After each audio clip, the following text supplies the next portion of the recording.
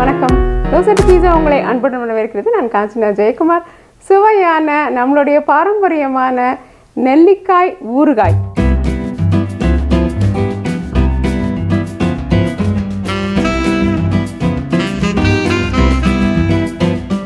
நெல்லிக்காய் ஊறுகாய்ன்றது ரொம்ப ஆரோக்கியத்துக்கு ரொம்பவே நல்லது. இது நெல்லிக்காய்கள் அதை பதைப்படுத்தி சாப்பிட்டாலும் அது ரொம்ப நல்லது, அல்லது அதை அப்படியே சாப்பிட்டீங்கனாலும் அது ரொம்ப நல்லது உடம்புக்கு.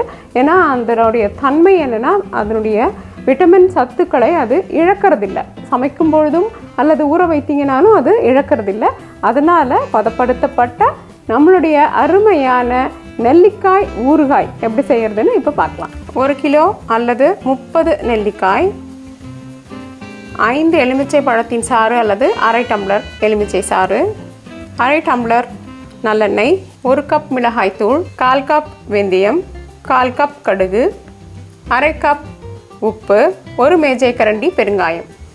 இந்த நெல்லிக்காய் ஊறுகாய் செய்யும் பொழுது என்ன தெரியுங்களா, இதை இப்படியே போடுவாங்க. எங்கள் அம்மா பண்ணும்போது இதை அப்படியே போடுவாங்க. அப்படியே போட்டிங்கன்னா கொஞ்ச நாள் எடுக்கும் இது ஊறி நம்மளுக்கு கிடைக்கிறதுக்கு. ஆனால் இப்போ நம்மளுக்கு நேரம் சமயம் எதுவும் இல்லாதனால நம்ம என்ன பண்ணுறோன்னா, இதை கொஞ்சம் அப்படியே நறுக்கி லேசாக எண்ணெயில் வதக்கி அதுக்கப்புறமா இந்த ஊறுகாயை பண்ண போகிறோம். அப்போ என்ன ஆகும், சீக்கிரமே நம்மளுக்கு சாப்பிட்றதுக்கு இது தயாராகிடும். அப்படி சில வகைகள் எப்படி இதை செய்யலான்னா, இதை ஆவியில் வேக வச்சு எடுத்து செய்யலாம். ஆனால் ஆவியில் வேக வைக்கிறது ஊறுகாய் அப்படின்னும் பொழுது நீண்ட ஆயுளை கொடுக்காதனால நம்ம இந்த மாதிரி எண்ணெயில் வதக்கி உபயோகப்படுத்துகிறோம். இப்போ இதை உங்களுக்கு பிடிச்ச மாதிரி நறுக்கிக்கோங்க. இதை நறுக்கும் பொழுது நீங்கள் இன்னும் பெருசாக வேணுனாலும் நறுக்கிக்கலாம். ஒன்று இந்த விதைகளை வெளியில் போட்டுடாத மாதிரி நறுக்கணும். விதைகளுக்கு ரொம்ப சுவை ஏறிடும். ஊறுகாயாக இருக்கும் பொழுது கொஞ்சம் நாள் ஆக ஆக நல்லா இருக்கும் இது. அதனால் நீங்கள் அதை விதையை நீக்கிடாதீங்க.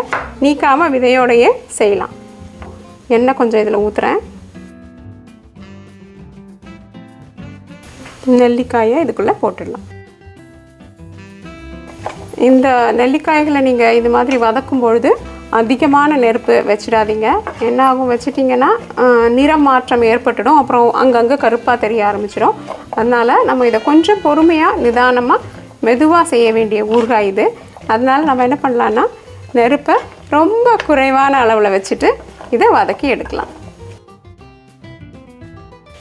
இது வதங்கி தயாராகிட்டு இருக்கும் பொழுது நம்மளுடைய வெந்தயம் மற்றும் கடுகை லேசாக வறுத்துட்டு பொடிச்சு எடுத்துக்கலாம்.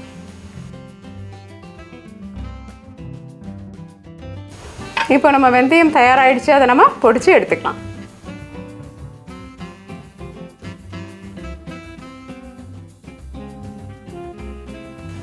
இங்கே பார்த்தீங்களா, நம்மளுடைய நெல்லிக்காய்கள் தயாராகிடுச்சு. அதாவது முழுவதுமாக வெந்துடுச்சு அப்படின்னு சொல்ல முடியாது, ஆனால் மிருதுத்தன்மை அடைஞ்சிருக்கு. நீங்கள் உபயோகப்படுத்த போகிற இந்த கரண்டியை வச்சு லேசாக அதை இப்படி உடச்சி பார்த்தீங்கன்னா அது உடஞ்சி விரிஞ்சு கொடுக்கும். அப்படி உடஞ்சி விரிஞ்சு கொடுத்துட்டதுனாலே அது மிருதுவாகிடுச்சுன்னு அர்த்தம். அப்போ நம்ம ஊறுகாய் போடுறதுக்கு சீக்கிரமாக தயாராகிடும். அது இந்த கடுகு வறுக்கும் பொழுது மிதமான தீயில் வச்சு கடுகு வறுத்து எடுக்கிறது ரொம்ப நல்லது. ஏன்னா கடுகு வெடிக்கக்கூடாது. கடுகு வெடிச்சிருச்சுன்னா அதனுடைய மனம் மற்றும் குணமும் வெளியில் போயிடும். அப்போ நம்மளுக்கு என்ன ஆகும்னா, ஊறுகாய்க்கு ஒரு தனி மனம் வராது. அதனால வெடிக்கிறதுக்கு மின் பக்குவத்திலேயே எடுத்துட்டு அதுக்கப்புறமா அதை நம்ம மிக்ஸி ஜாரில் அரைக்க போகிறோம்.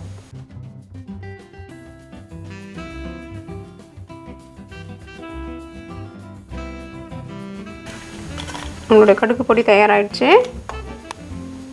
நான் கல் உப்பு உபயோகப்படுத்துகிறேன். நீங்கள் கல் உப்பு அல்லது வேறு பொடித்த உப்பு உபயோகப்படுத்தலாம். ஆனால் கல் உப்பு பொதுவாக ஊறுகாய்கள் கெடாமல் நீண்ட நாள் பாதுகாப்பாக வச்சுருக்கோம். அப்படி கல் உப்பு உபயோகப்படுத்துனீங்கன்னா அதையும் ஒரு மிக்சியில் ஒரு அரைச்சிக்கிட்டிங்கன்னா என்ன ஆகும்னா, சுலபமாக கலக்கிறதுக்கு நம்மளுக்கு இலகுவாக இருக்கும். இதை நம்ம நல்லா ஆற விட்டுருக்கோம். அதுக்கு மேலே நம்ம பெருங்காயத்தூளை முதல்ல போடலாம். இப்போ மிளகாய்த்தூளை இது கூட சேர்த்துக்கலாம்.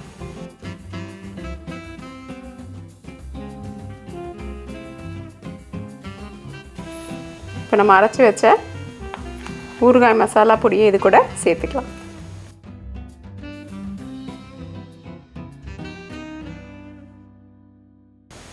கடுகு, வெந்தயம் மற்றும் நல்லெண்ணெய் இயற்கையான பாதுகாப்பான்கள். அதனால் நீங்கள் வெளியிலிருந்து எந்த விதமான பாதுகாப்பான சாமான்களும் இதுக்கு உபயோகப்படுத்த வேண்டாம். அல்லது ரசாயனம் கலந்த ப்ரிசர்வேட்டிவ் எனப்படும் பாதுகாப்பு பொருட்களை இதுக்கு உபயோகப்படுத்தி இதை நம்ம காப்பாற்றணும் அப்படின்றது இல்லை. சரியான விகிதத்தில் சரியான அளவுக்கான நம்ம வெந்தயம், கடுகுலாம் நல்ல ஒரு பாதுகாப்பான பொருள். அதை நீங்கள் போட்டிங்கனாலே இந்த பொருள் கெட்டு போகாது. அதனால தான் நம்ம என்ன பண்ணுறோம், நல்லெண்ணெய் உபயோகப்படுத்துகிறோம். நல்லெண்ணெயும் ரொம்ப நல்லது. அதை தவிர அதுவும் பாதுகாத்து கெட்டு போகாமல் வச்சுக்கும். வேறு எண்ணெய்கள் ஏன் உபயோகப்படுத்தக்கூடாதுன்னு சொன்னீங்கன்னா, நாளடைவில் வேறு எண்ணெய்களுக்கு ஒரு வாசனை வர தன்மை இருக்குது. அதனால நம்ம என்ன பண்ணுறோன்னா நல்லெண்ணெய் உபயோகப்படுத்தலாம் அல்லது ஆலிவ் எண்ணெய் உபயோகப்படுத்தலாம். இது ரெண்டுத்துக்குமே மனம் என்பது தனியாக இந்த பொருளோடைய சேர்ந்து வேறு ஒரு மனம் வராது. நாளடைவுலேயும் அந்த மனம் வராது. எலுமிச்சை சாறு, நம்மளுடைய சுவையான நெல்லிக்காய் ஊறுகாய் தயாராகிடுச்சு. இதை நம்ம ஒரு சுத்தமான பாத்திரத்தில் போட்டு 3 நாட்களுக்கு அப்புறம் பார்க்கலாம். இதில் லேசாக ஊறி எண்ணெய் மற்றும் எல்லாமே கலந்து இருக்குதுன்னா 3 நாளைக்கு அப்புறமா நம்ம பார்த்துட்டு தேவையாக இருந்தால் சிறிதளவு எண்ணெய் மற்றும் உப்பை அந்த நேரத்தில் சேர்த்துக்கலாம். ஒரு நல்ல சுத்தம் செய்யப்பட்ட கண்ணாடி அல்லது பீங்கான் ஜாடிகளை உபயோகப்படுத்துறது ரொம்ப நல்லது. எப்பொழுதுமே பிளாஸ்டிக்கை ஊறுகாய் செய்யும் பொழுது தவிர்க்கிறது நல்லது. ஏன்னா அது ஒரு ரசாயன கலவையை ஏற்படுத்தி ஊறுகாயின் தன்மையும் கெடுத்துரும். நம்ம உடம்பு ஆரோக்கியத்துக்கும் அது நல்லதில்லை. அதனால் முடிஞ்ச வரைக்கும் ஊறுகாய்க்கு கண்ணாடி அல்லது பீங்கான் பாத்திரங்களையே உபயோகப்படுத்தலாம். முதல்ல எண்ணெயை ஊற்றிக்கலாம். இது முழுவதுமாக ஆறிடுச்சான்னு பார்க்கணும்.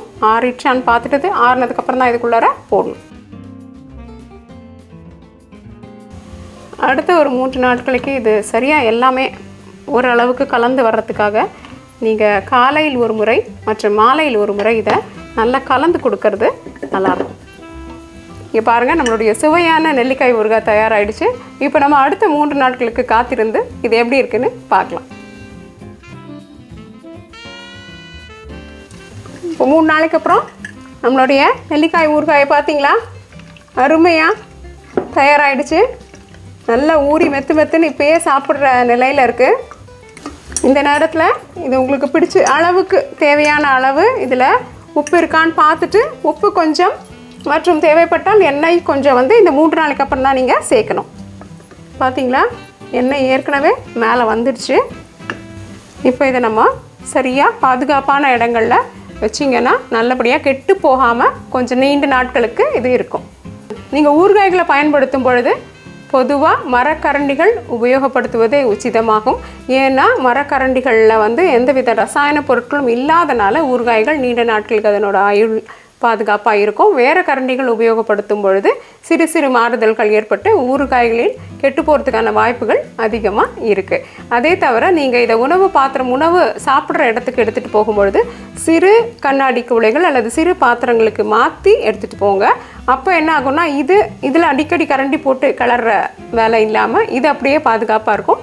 சிறிய அளவிலான உபயோகப்படுத்துறதை மட்டுமே நம்ம உபயோகப்படுத்திக்கலாம். அப்போ ஊறுகாய்கள் நீண்ட நாட்களுக்கு கெடாமல் இருக்கும். என்ன நண்பர்களே, இந்த சுவையான அதே நேரத்தில் ஆரோக்கியமான நம்மளுடைய நெல்லிக்காய் ஊறுகாய் எப்படி செய்கிறதுன்னு பார்த்தீங்க இல்லையா? இந்த நெல்லிக்காய் ஊறுகாயை இந்த முறையில் செய்து பார்த்தீங்கன்னா நிச்சயமாக நீண்ட நாட்களுக்கு கெடாமல் ரொம்ப சுவையாகவும் ஆரோக்கியத்துக்கு உகந்ததான இந்த ஊறுகாயை செய்து பார்த்து உங்கள் கருத்துக்களை எங்ககிட்ட பகிர்ந்துக்கோங்க. தோசை பீட்சா என்றென்றும் உங்கள் நாவிற்கும் வயிற்றிற்கும் நல்லதொரு சுவை. இந்த வீடியோ உங்களுக்கு பிடிச்சிருந்தா லைக் ப்ரெஸ் பண்ணுங்கள். தோசை பீட்சாக்கு மறக்காமல் சப்ஸ்கிரைப் பண்ணுங்கள். இந்த சப்ஸ்கிரிப்ஷன் முற்றிலும் இலவசம். மற்றும் உங்களுடைய பிரின்சிபல் ரெசிபீஸ்க்கு dosa2pizza.com விஜயம் செய்யுங்கள். நன்றி, வணக்கம்.